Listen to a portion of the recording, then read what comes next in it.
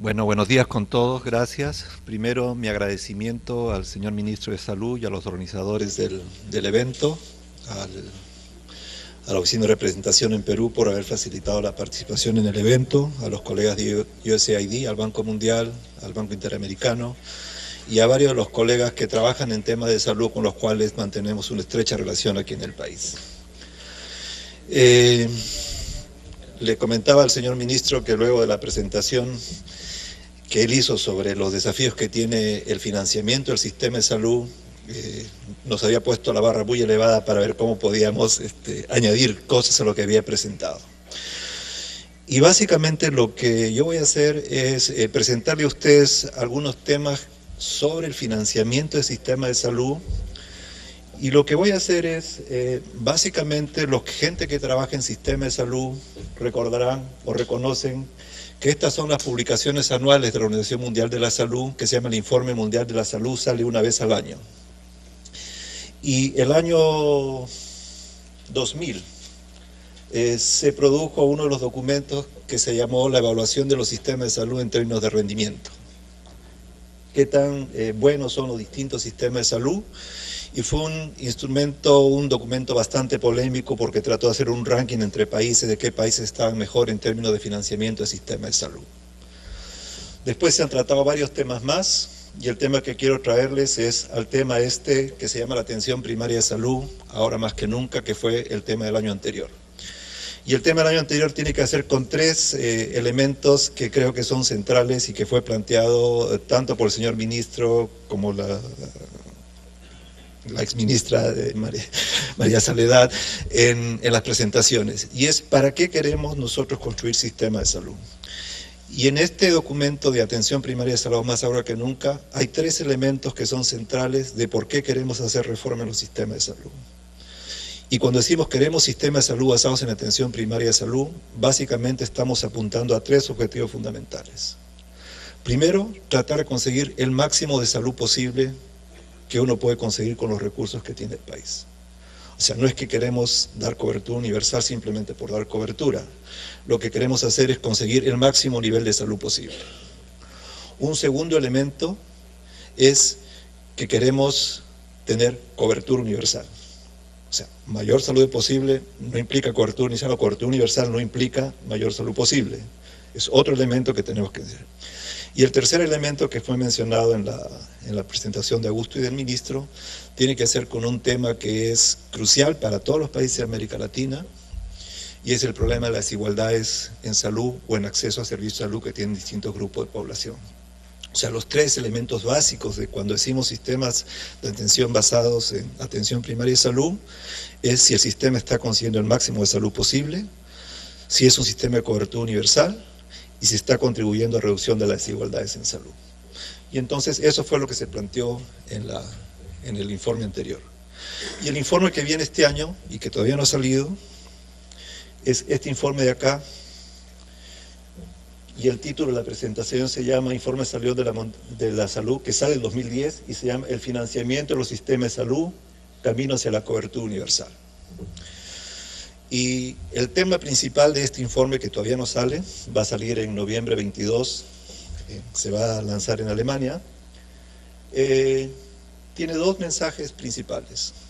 Primero, que todos los países del mundo podemos hacer algo más en términos de financiamiento para avanzar hacia lo que es la cobertura universal. Y la otra cosa que plantea es que propone una serie de medidas de cómo hacer este camino hacia lo que es la cobertura universal, la construcción del sistema de salud de cobertura universal. Cuando el ministro hacía la presentación y planteaba, nos comparamos Perú con América Latina y estamos gastando muy por debajo del promedio de América Latina. Si América Latina está gastando al 7% y Perú estamos en el 4.5%, tenemos que ver cómo aumentamos el gasto nacional en salud, está hablando del gasto total. Y eso me hace recordar de una discusión que le preguntaba a mi colega Ramón Granado. ¿Recuerdas tú las discusiones de la reforma del sistema inglés en las épocas de los 90 con la Margaret Thatcher, cuando estaba la ministra Margaret Thatcher? Y planteaba cuál es la discusión que ellos planteaban en Inglaterra para su sistema público de salud, que es un sistema nacional de servicios de salud. Ellos revisan y se comparan internacionalmente y se dan cuenta que Inglaterra está gastando alrededor del 6.5-7% del Producto Interno Bruto gasto público en salud, y que los países europeos están gastando alrededor del 9%. Y parte del programa de Margaret Thatcher fue cómo el sistema de salud inglés aumentaba el financiamiento del sistema público inglés al 9% del Producto Interno Bruto. Y lo que le estoy planteando es, cuando estamos hablando de sistema de salud de cobertura universal, estamos hablando de magnitudes que van mucho más allá de lo que estamos discutiendo ahora. Pero es una forma de discusión.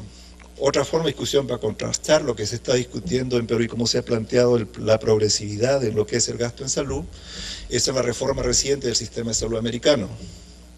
Ahí el gasto público en salud, a través de los sistemas de aseguramiento público, que incluyen el aseguramiento para la población adulta mayor, cobertura universal, que incluye el aseguramiento para la gente pobre. Toda la gente que está bajo la línea de pobreza está cubierta por un seguro que es el Medicaid. Y tiene el otro aseguramiento público, es el aseguramiento de los niños, que cubre casi 90% de los niños, representa 8% del Producto Interno Bruto. Gasto público, financiamiento público de los sistemas de protección social en Estados Unidos. La reforma del sistema de Estados Unidos de dar cobertura universal a la gente que no es pobre, pero que no tiene seguros privados de salud, se planteó en términos que tenía que ser de fiscalidad neutral. O sea, no podíamos financiarlo con impuestos, había que ver de qué forma se financiaba el acceso universal a esta gente que, no siendo pobre, ni teniendo seguros privados, no tiene cobertura de seguros de salud, y había que crear la forma de dar aseguramiento para este grupo de gente. Entonces son dos ejemplos en los cuales nos plantean algunos lineamientos de cómo empezar a ver la cuestión del financiamiento del sistema de salud si queremos avanzar hacia la cobertura universal. Los temas que cubre este informe son, primero, dónde estamos en términos del financiamiento, cómo podemos incrementar los recursos para lograr hacia la cobertura universal, por qué tenemos que preocuparnos mucho de lo que es el gasto de bolsillo y cómo podemos mejorar la eficiencia en el uso de los recursos públicos y privados que se gastan en un país. Lamentablemente, debido al embargo, no puedo presentarles todavía los resultados de este informe, pero mientras estuvimos trabajando en este informe, han habido varios desarrollos más acerca del financiamiento del sistema de salud que voy a tratar de resumirles a ustedes. Y básicamente son estos 4 estudios. El primero de estos es un estudio sobre el financiamiento del sistema de salud en países europeos de cobertura universal, y la preocupación principal de este estudio es ver cuál es la sostenibilidad financiera y cuál es la sostenibilidad económica de los sistemas de salud de cobertura universal en los países europeos. Este otro estudio también ha sido publicado recientemente, hace unos, este es del año pasado, este es de unos 6 meses atrás, este también hace unos 6 meses atrás. Este de aquí se llama Aseguramiento Público en Salud en sistemas de Europa del Oeste, o sea, los países europeos que nosotros conocemos, cómo se financian los sistemas de aseguramiento público. Social Health Insurance se llama en inglés, equivale a aseguramiento público en salud. Y estas son experiencias de reformas de países del oeste, y esta es la política de reforma en los Estados Unidos. Entonces, mientras nosotros estuvimos trabajando en la preparación del Informe Mundial de la Salud, el tema de financiamiento, que lo hacíamos en coordinación con asesores regionales de distintas regiones del mundo, habían estos otros estudios que han añadido a la presentación, y entonces no voy a referirme al Informe Mundial de la Salud, que todavía no está disponible, sino voy a referirme a este tipo de estudios. ¿Y cuáles son las principales conclusiones que voy a presentarles a ustedes? Son tres cuestiones básicas. Las 3 cuestiones básicas que voy a presentarles es: toda la experiencia internacional que nosotros tenemos es que la cobertura universal solamente la vamos a conseguir con sistemas en el cual el financiamiento del sistema de salud es de carácter público. Y aquí viene una precisión de qué decimos cuando es financiamiento público. Financiamiento público, en la literatura que estamos revisando, se refiere a que es el resultado de una política del Estado de obligatoriedad de las contribuciones, no necesariamente de la gestión de las contribuciones ni de la prestación del servicio. ¿Ok? El resultado de por qué los sistemas públicos, por qué tiene que haber financiamiento público, lo podemos discutir el día de mañana, creo, Pero la primera observación empírica que tenemos es que hay dos grandes formas de organizar los sistemas de salud de cobertura universal. Uno es el Sistema Nacional de Servicios de Salud tipo inglés, en el cual no hay un esquema de aseguramiento, sino el gobierno organiza todo lo que es la prestación de servicios de salud y da acceso universal a toda la población como un derecho ciudadano, y efectivamente se garantiza que toda la población pueda acceder a los servicios. O tenemos el sistema alemán o sistema francés de cobertura universal, en el cual, o el canadiense, en el cual la gente tiene su aseguramiento, y el sistema de aseguramiento garantiza de que en el caso de lo que están planteando en Perú, los beneficios que uno recibe de salud sean equivalentes a los que uno recibe del SIS, o lo que es en Chile, ISAPRES y FONASA, sean equivalentes los sistemas de aseguramiento. Entonces, cuando uno habla de sistema de aseguramiento de cobertura universal, está hablando de estos dos grandes temas. Y la pregunta es, ¿qué sabemos del financiamiento de estos sistemas? ¿Qué implicaciones tiene para lo que queremos hacer nosotros? Y el segundo punto que tenemos es que no conocemos ningún país del mundo que tenga sistema de salud de cobertura universal, sea esto organizado a través del sistema de servicios de salud, tipo inglés, o sea, sistema de aseguramiento público, en el cual el gasto público en salud represente menos del 6% del Producto Interno Bruto. Y esta es una condición necesaria, pero no suficiente. Uno puede gastar más, como el caso de Estados Unidos, está gastando 8% de gasto público, pero no tiene la cobertura universal. Tiene países que gastan mucho más del 11%. Y entonces lo que le voy a plantear en la presentación es que voy a mirar los países europeos, voy a regresar a la región y voy a plantear los desafíos que tenemos desde el punto de vista de los financiamientos de sistemas públicos de salud, independientemente cómo los quieran organizar, sea esto aseguramiento universal, sea esto prestación de servicios directos de salud, y voy a hacer referencia a algunos cambios que han habido en la región en los últimos años acerca de hacia dónde se han movido algunas de las reformas que han avanzado mucho más en la cuestión de cobertura universal. Y el tercer tema, o la tercera conclusión, observación que voy a referirme, es que la mayoría de los países de la región, incluyendo nosotros, Perú, estamos muy por debajo de lo que podemos conseguir en términos de salud para el nivel de desarrollo económico que tenemos y de nivel de gasto público para el nivel de desarrollo económico que tenemos. O sea que la pobreza o el ingreso no es la razón por la cual no tenemos los resultados de salud, ni estamos gastando lo que queríamos gastar en salud para conseguir esos resultados. Esas son las tres principales conclusiones. Voy a plantearles ahora, por si acaso quiere abandonar la sala, pero lo que voy a hacer ahora es plantearles este gran desafío. Esto es observación empírica. No es que estamos estudiando el sistema, no estamos haciendo teoría, sino lo que observamos de los sistemas de salud es que básicamente todos los sistemas que están clasificados como de cobertura universal son sistemas nacionales de aseguramiento en salud, que es aseguramiento público en salud, o un sistema nacional de servicios de salud. Tenemos muy pocos sistemas, y en realidad hasta ahora conocemos de uno sistema, que es un sistema mixto de salud, de cobertura universal, que es el caso de las Bermudas. Y después va a hacer referencia a ese sistema. Pero es el único país en el cual no existe, es un sistema mixto, de aseguramiento público, aseguramiento privado, gasto de bolsillo, seguros públicos, seguros privados, en el cual tienen cobertura universal de la población. Entonces, ¿cuál es lo importante desde el punto de vista del financiamiento? ¿Qué sabemos del financiamiento de esos sistemas? También la respuesta es bien sencilla. No hay muchas formas de financiar estos sistemas públicos de salud de cobertura universal. Estos sistemas son predominantemente basados en contribuciones. Los sistemas nacionales de servicios de salud son predominantemente basados en impuestos. No quiere decir que los sistemas de aseguramiento no tengan nada de impuestos. También tienen impuestos. No tiene nada que decir que los sistemas de servicios de salud no tengan contribuciones. Pero no hay más novedad. Después de haber estudiado estos sistemas de salud, no hay ningún país del mundo que financie de otra manera su sistema de salud de cobertura universal que no sea a través de contribuciones o de impuestos. Y eso plantea algunas de las cosas que plantea el ministro al final de la presentación, que decía, si queremos avanzar la cobertura universal, y estamos viendo que estamos gastando alrededor del 2% del Producto Interno Bruto y que queremos duplicar el gasto, eso tiene implicaciones fiscales. y implicaciones fiscales no las resolvemos dentro del sector, necesitamos un pacto social para saber si es que en realidad como sociedad queremos construir estos sistemas de cobertura universal y cómo podemos hacer este pacto social.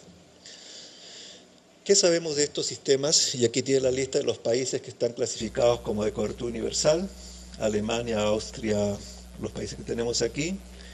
Aquí tienen los sistemas nacionales de aseguramiento en salud, de aseguramiento público, aseguramiento social en salud, y tienen la parte de que el financiamiento es predominantemente contribuciones, con la excepción del caso de Bélgica, en el cual contribuciones e impuestos representan prácticamente la misma proporción. Tenemos otros países que son sistemas nacionales de servicios de salud predominantemente financiados con impuestos, pero también tienen sistemas contributivos. Y los años que tengo aquí son los años en los cuales estos países se han movido de un sistema fundamental, o se han movido a incrementar su financiamiento público de un sistema contributivo a un sistema de impuestos generales. Aquí no estamos hablando del régimen subsidiado de impositivos, es financiar el Sistema Nacional de Aseguramiento en Salud a través de impuestos y contribuciones. Esta distinción de que hacemos aseguramiento solamente contributivo o solamente impositivo, podemos tomar el caso de Estados Unidos y Canadá. El aseguramiento público en estos dos países no es un financiamiento contributivo, es financiamiento de impuestos generales. Entonces, no necesariamente tenemos que basarnos, si queremos hacer aseguramiento, en la parte contributiva. Básicamente lo que estamos observando en los países desarrollados es que la razón por la cual ellos han cambiado de contributivo a tributación no tiene mucho que hacer con el financiamiento del sector salud, tiene que hacer más con la cuestión de eficacia fiscal y términos fiscales de cuál es la mejor forma de recaudar fondos para lo que es financiar las actividades del gobierno y en este caso lo que son sistemas de cobertura universal.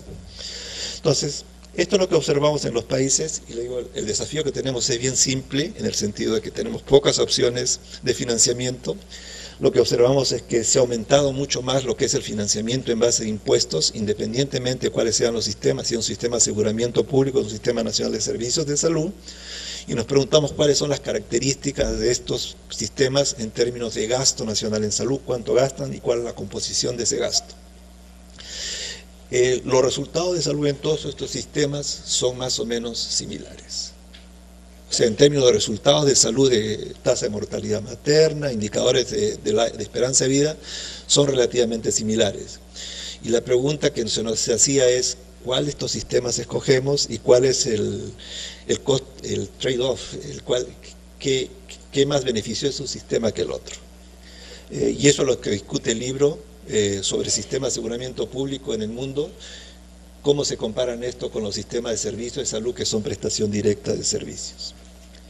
Bueno, lo importante, otra de las cosas importantes de lo que están planteando en la reforma de Estados de Perú, es de que estos procesos de aumentar hacia la cobertura universal tienen todo un proceso de ir aumentando, que como se está planteando el aseguramiento universal en Perú, y creo que se está planteando el 2021 como una fecha a la cual nosotros podríamos apuntar como lograr la cobertura universal, no está fuera de lo que se está planteando, lo que hemos observado en otros países que han avanzado hacia la cobertura universal, independientemente de cómo lo han organizado.